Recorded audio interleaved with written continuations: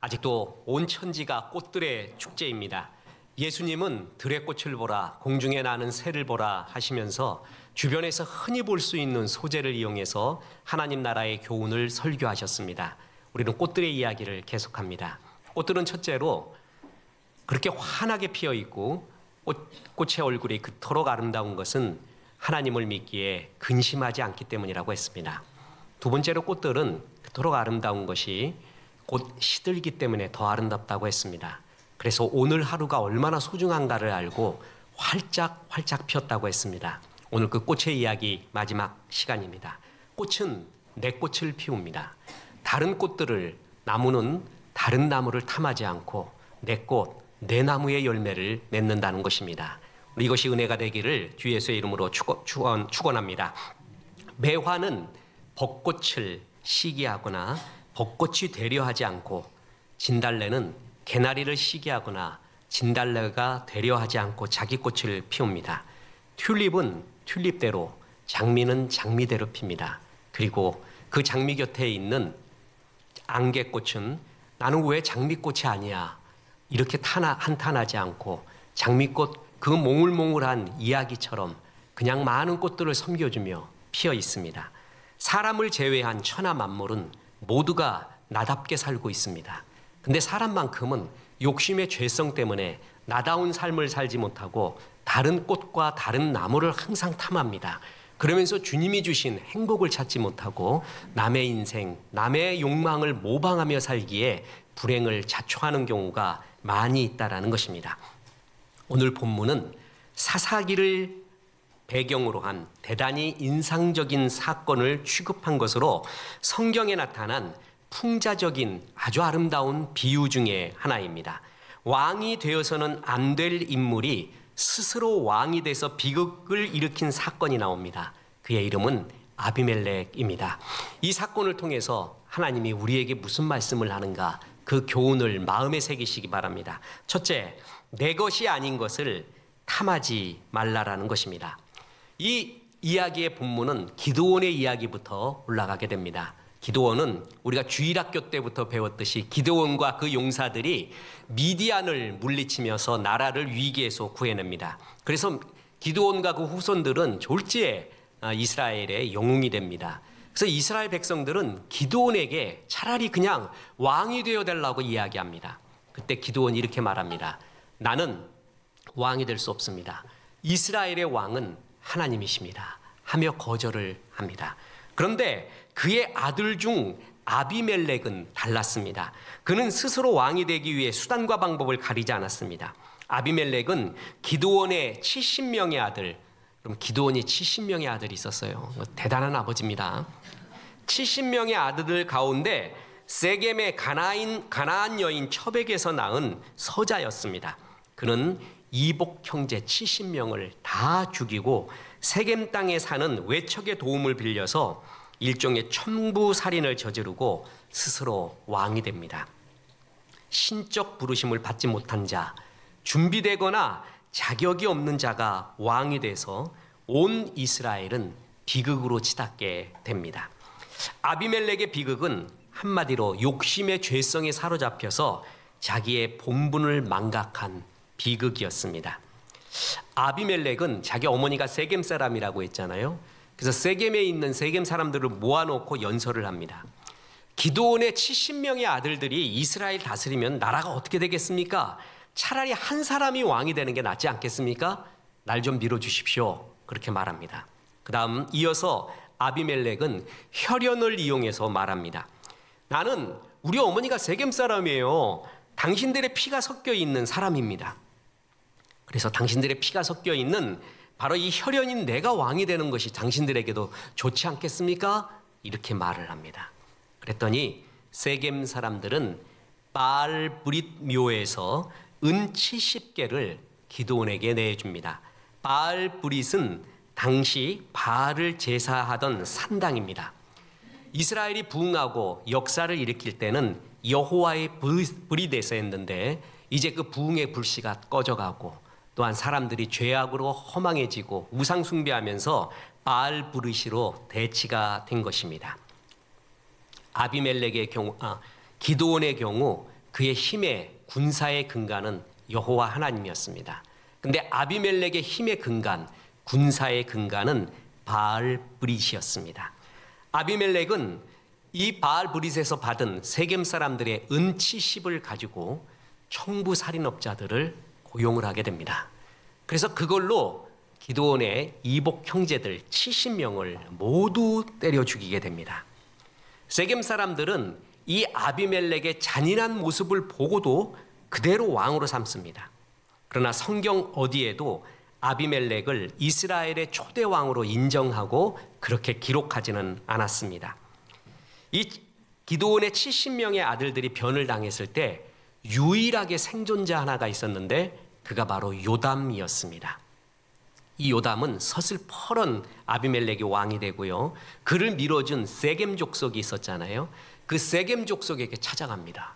그래서 세겜 족속에게 그 유명한 네 나무의 비유, 요담의 네 나무의 비유를 이야기하면서 당신들은 잘못했습니다. 잘못된 사람을 세웠고 그로 인해서 온 나라는 피바다가 일어날 겁니다. 라고 하는 예언을 하게 됩니다. 이 네 나무의 비유는 부당한 방법으로 왕이 되었던 아비멜렉의 비참한 최후를 또한 예언하고 있습니다. 그 비유는 이렇습니다. 하루는 숲속의 나무들이 왕을 세우기 위하여 회의를 했습니다. 후보에 오른 나무가 감람나무, 무화과나무, 포도나무였습니다. 그래서 이들에게 왕이 되어달라고 이야기를 했습니다. 그런데 이들은 한결같이 그것을 고사합니다. 나는 나의 역할, 내가 할 일이 있지 왕은 나의 일이 아니다. 이렇게 이야기합니다. 먼저 감람나무입니다. 사사기 9장 9절.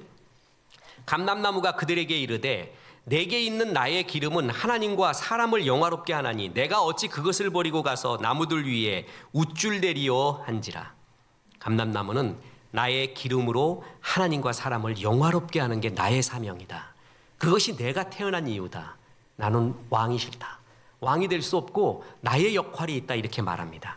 무화과나무도 마찬가지입니다. 사사기 9장 11절. 무화과나무가 그들에게 이르되 나의 단 것과 나의 아름다운 열매를 내가 어찌 버리고 가서 나무들 위에 우쭐대리요 한지라. 포도나무도 똑같은 이유로 사양합니다. 사사기 9장 13절입니다. 포도나무가 그들에게 이르되 하나님과 사람을 기쁘게 하는 내 포도주를 내가 어찌 버리고 가서 나무들 위에 우쭐대리요 한지라. 이들 모두 자신은 하나님이 주신 본분이 있다라는 것입니다. 자긴 그게 소중하다라는 것입니다. 나는 내 꽃을 피우겠다라는 것입니다. 내 나무의 열매를 맺게 하겠다라는 것입니다. 그런데 엉뚱하게도 가시나무가 왕이 되겠다고 나섭니다. 사사기 9장 15절입니다. 가시나무가 나무들에게 이르되 만일 너희가 참으로 내게 기름을 부어 너희 위에 왕으로 삼겠거든 와서 내 그늘에 피하라. 그리하지 아니하면 불이 가시나무에서 나와서 레바논의 백향목을 사를 것이니라 하였느니라. 와서 내 그늘에 피하라. 이 말은 내 지배를 받아라. 내가 너희를 다스리겠다라는 의미입니다. 그러면서 나 왕 안 시켜줘? 그러면 가시나무에서 불이 나온다. 온 이스라엘을 다 태워버릴 거다. 이렇게 말합니다. 앞에 나무들하고 너무 차이가 나지 않습니까? 사실 가시나무도 참 유용합니다. 가시나무가 포도원이나 감람나무의 울타리가 되어줄 수 있습니다. 그래서 도둑이 들어오거나 또한 악한 짐승이 와서 해하는 거를 그래서 아름다운 열매를 보호할 수가 있는 그런 사명이 가시나무에게 있죠. 근데 그것은 상관하지 않고 이 가시나무에서 불 나와서 다 태워버린대요. 나를 왕으로 삼지 않으면.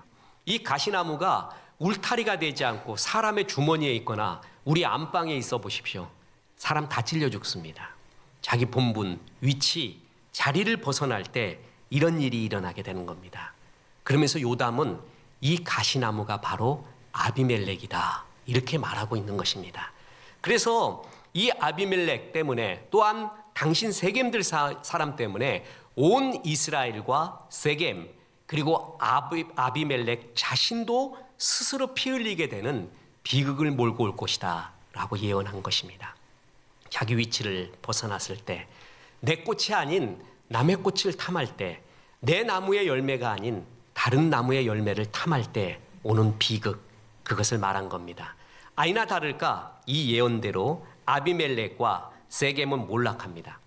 성경에는 아비멜렉이 3년 동안 이스라엘을 통치했다고 기록되어 있습니다. 그런데 하나님의 심판이 시작이 됩니다. 아비멜렉이 자신을 세워주었던 세겜 사람들과 싸우게 된 거예요. 더 쉽게 말해서 공신들과 싸우게 된 것입니다.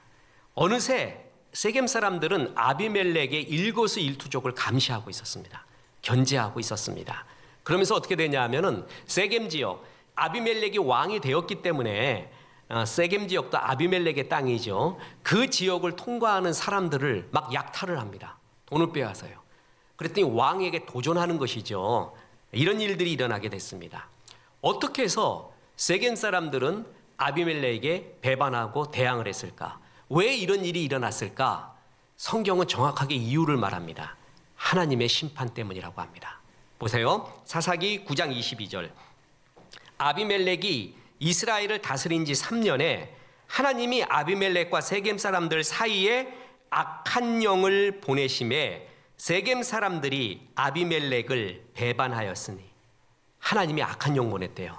그럼 이 악한 영의 정체가 뭐냐? I don't know. 그거는 많은 성경학자들도 모릅니다. 근데 분명한 것은 왜 세겜 사람들과 아비멜렉 사이가 벌어졌느냐? 하나님이 심판이었다는 거예요. 하나님이 심판해서 이들 사이가 벌어지게 됩니다.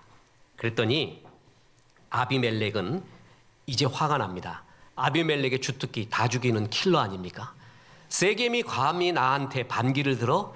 그러면서부터 자기를 키워준 세겜 사람들을 다 죽이기 시작을 합니다. 불로 태워 죽이고요. 숨어 있다가 일터로 나오는 사람들을 칼로 베고 산당으로 도망가는 사람은 산당을 불태워서 다 죽입니다. 성을 쳐서 점령하고 백성들을 다 죽이고 그것에 소금을 뿌립니다. 소금 뿌린다는 것은 뭐냐면 황무지가 된다는 것이죠.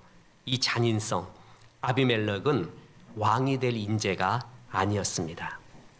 근데 이 아비멜렉이 엉뚱한 최후를 맞게 됩니다.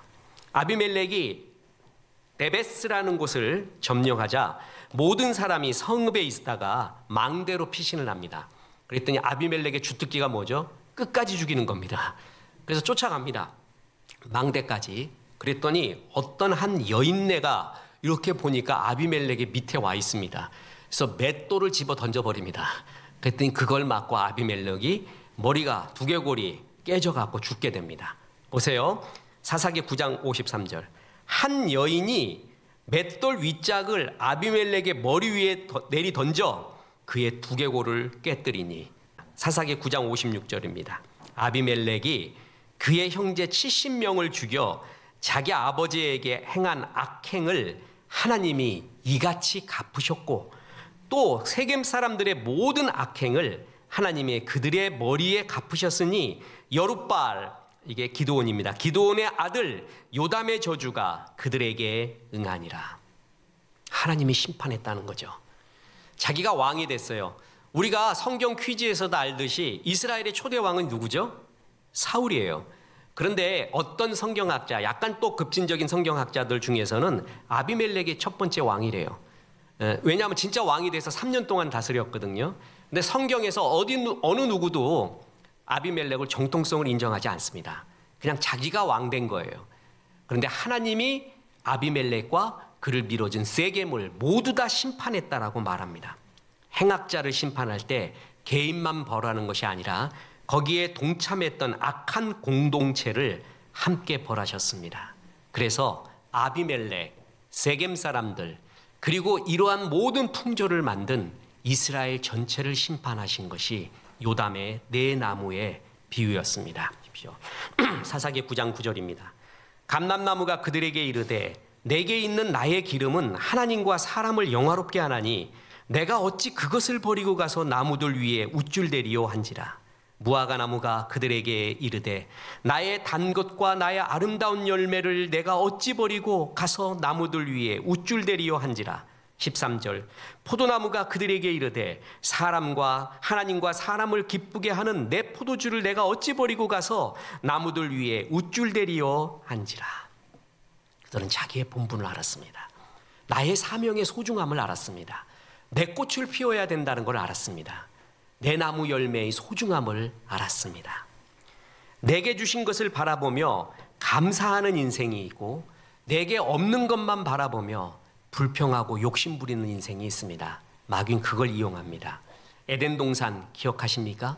모든 것이 가능하고 허락되어진 최고의 행복의 동산이었습니다. 특히 하와에게는 최고였습니다. 라이벌도 없어요. 자기 아담밖에 없잖아요. 그죠? 그래서 아담한테 그런 말 했다는 거 아닙니까? 아담 나만 사랑해. 그러니까 아담이 여기 너밖에 누가 더 있냐. 그리고 하와에게는 시어머니도 없었습니다. 최고의 환경이었습니다. 그런데 거기에 타락을 하게 됩니다. 뭘 부추겼냐 하면은 모든 것이 가하지만 한 가지 금한 게 있었습니다. 그게 뭐죠? 선악과예요. 마귀는 그걸 부추깁니다. 내게 모든 것을 가지고 있는데 그에 대한 감사를 하지 않고 없는 거 한 가지, 안 되는 거 한 가지에 집중하게 합니다.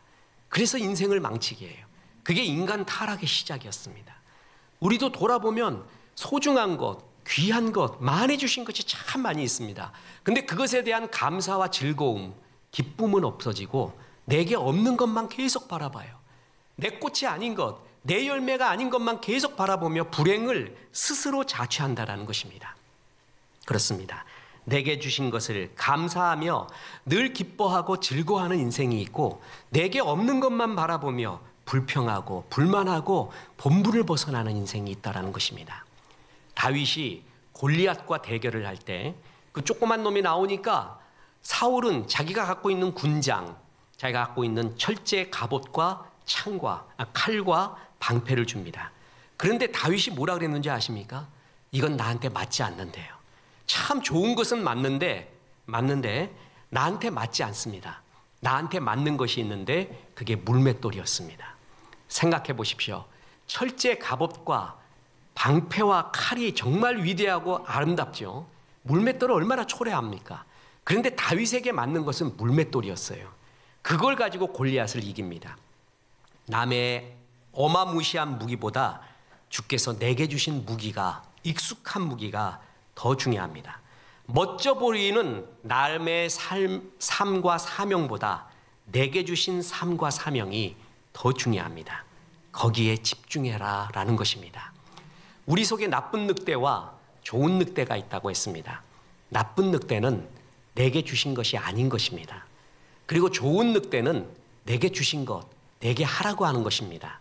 우리는 자꾸 나쁜 늑대에 먹이를 줘서는 안 됩니다. 좋은 늑대에게 먹이를 줘야 됩니다. 내게 주신 젖은 장작과 마른 장작이 있습니다. 젖은 장작에 아무리 불 때워도 연기만 납니다. 불나지 않습니다.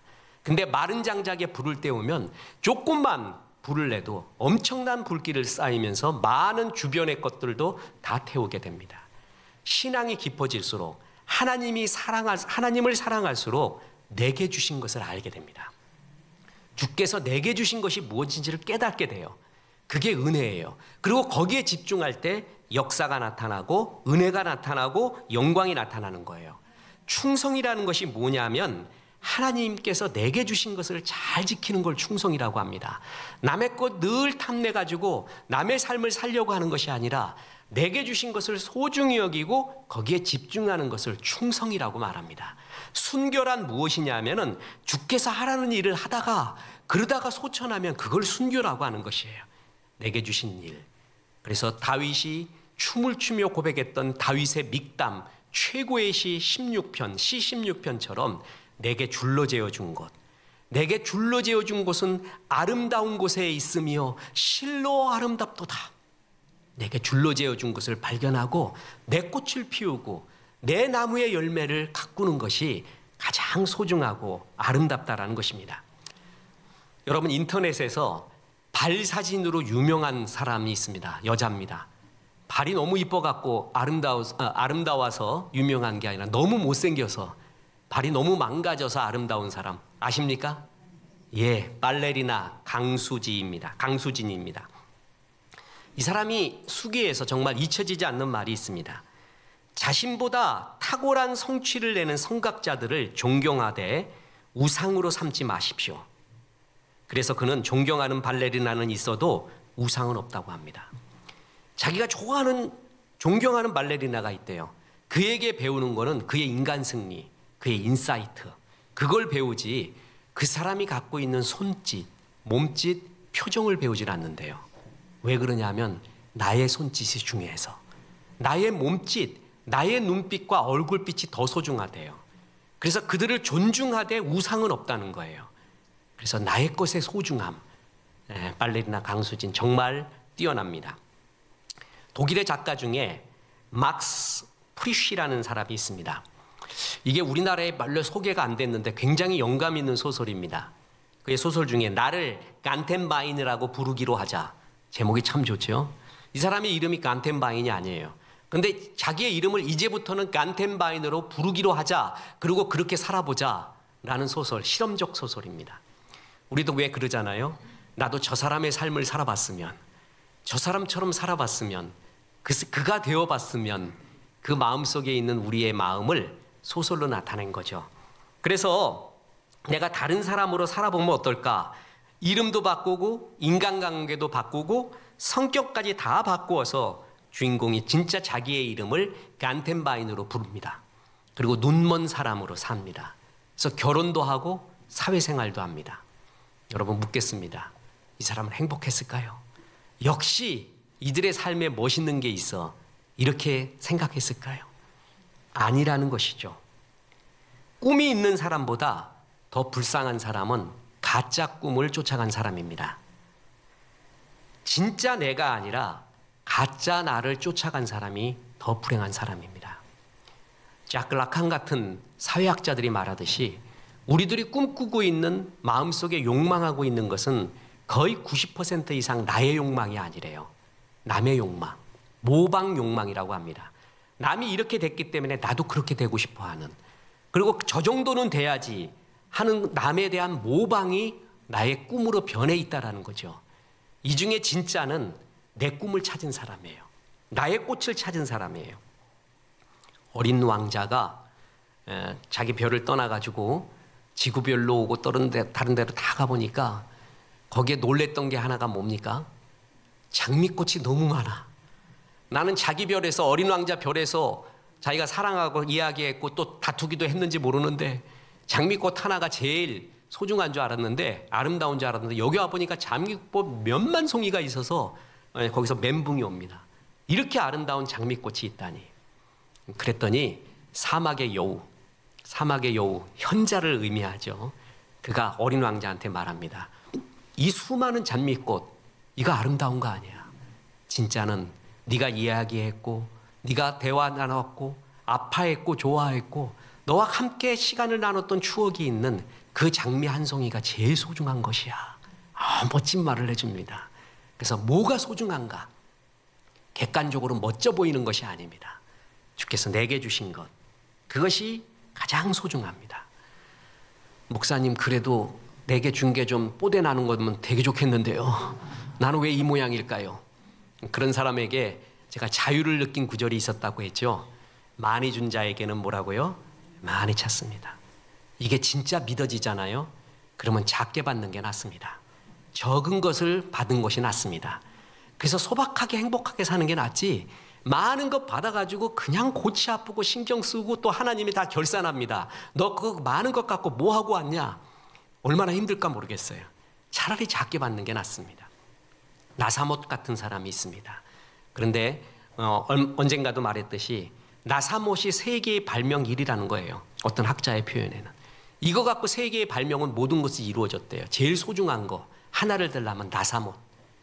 이게 잘못되면 우주선도 망가지고 자동차도 망가지고 무기도 다 망가지고, 그 나사못 하나의 소중함 같이 내게 허락하신 것이 작은 일 같은데 그렇지 않다라는 것이죠. 큰 일이라는 것입니다. 그것을 소중하게 여기며 살 때 그게 신앙인의 자세입니다. 그리고 하나님은 그것을 결산한다라는 겁니다. 그래서 여러분, 너무 영웅들의 이야기를 읽지 마십시오. 어릴 때 영웅담 좋기만 하지만 또 어떤 학자에 의하면 영웅담 읽지 말래요. 왜냐하면 영웅이 안 되면 인생을 실패한 것처럼 여기는 거예요. 뭐 아주 유명한 영웅들이 있는데 그들과도 사실 같이 한번 살아보십시오. 영웅인가 그 사람이? 아닐 거예요, 내 생각에. 난 거의 확신해요. 같이 살면은 같이 살고 같이 쥐고 살면은 영웅이 아니라는 걸 알 거예요. 그 남자 그거 아니라는 거 알 거예요. 그래도 그것이 아니라는 거 알 거예요. 근데 그래서 보니까 활자의 마력이라는 게 있어요. 또 스토리의 힘이라는 게 있거든요. 그래서 영웅처럼 보이는 거예요. 근데 그 영웅만이 성공한 인생이 아니라는 것이죠. 그리고 특히 그 독서학자들이 말하는 것 중에 어릴 때 신데렐라 백설공주 읽지 말라는 거 아니에요. 저는 굉장히 공감합니다. 여자의 마음에 신데렐라와 백설공주가 들어가 있는 한 결코 행복하지 않습니다. 나는 신데렐라야. 백설공주인데 백마탄 왕자가 있으면 나는 행복하고 난 그럴 만한 존재인데 옆에 남편 보니까 이거 웬 돌쇠 같은 놈 하나 있는 거예요. 나의 불행은 당신 때문이야. 나는 원래 백마탄 왕자를 만나야 되는데 그런 신데렐라와 백설공주가 가슴에 있는 한 행복하지 않습니다. 내게 주신 남편이 못나도 소중한 거예요. 내게 주신 아내가 제일 이쁜 거예요. 내게 주신 것이 참 소중한 꽃이란 말이시죠. 근데 이런 것을 다들 욕망과 욕심 때문에 가시나무가 되어갑니다. 내가 왕이 돼야지. 우쭐 되어 봐야지. 그러면서 본부를 벗어날 때 모두를 죽이게 됩니다. 저는 바울 서신에 나온 바울의 고백들 속에서 우리가 은혜라는 것을 참 많이 말하잖아요. 근데 그 은혜라는 말을 더 구체적으로 바울은 뭐라 그랬냐면 내게 주신 은혜라고 했어요. 그러니까 바울 서신에 나온 말 중에 내게 주신 은혜라는 말이 그토록 좋은 말입니다. 보세요. 로마서 12장 3절. 내게 주신 은혜로 말미암아 너희 각 사람에게 말하노니 마땅히 생각할 그 이상의 생각을 품지 말고 오직 하나님께서 각 사람에게 나누어 주신 믿음의 분량대로 지혜롭게 생각하라. 고린도전서 15장 10절. 그러나 내가 나 된 것은 하나님의 은혜로 된 것이니 내게 주신 그의 은혜가 헛되지 아니하여 내가 모든 사도보다 더 많이 수고하였으나 내가 한 것이 아니요 오직 나와 함께 하신 하나님의 은혜로다. 하나님의 은혜에 대한 말을 할 때 반드시 바울이 한 얘기가 뭐냐면 내게 주신 은혜예요. 하나님이 내게 주신 은혜가 있어요. 그게 소중하다라는 거예요. 그래서 그 은혜 때문에 내가 지금 살고 주의 사도가 되고 영광스럽게 여기까지 왔다라는 것입니다. 이게 그토록 소중한 것입니다. 그래서 남의 꽃을 피우려 하지 말고 내 꽃, 내게 주신 꽃, 그것의 소중함을 알고 거기에 집중하고 꽃 피워내올 때 주께서 내게 하라고 하신 그 일을 이루어 아버지를 영화롭게 했습니다. 얘야, 너를 안개꽃으로 만들었는데 너는 이상한 장미가 돼 있냐?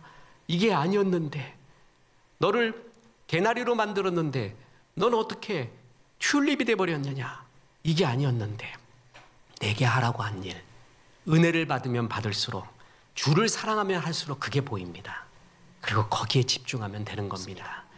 선한 일을 하고 주의 일을 하기에도 시간이 너무나 모자릅니다.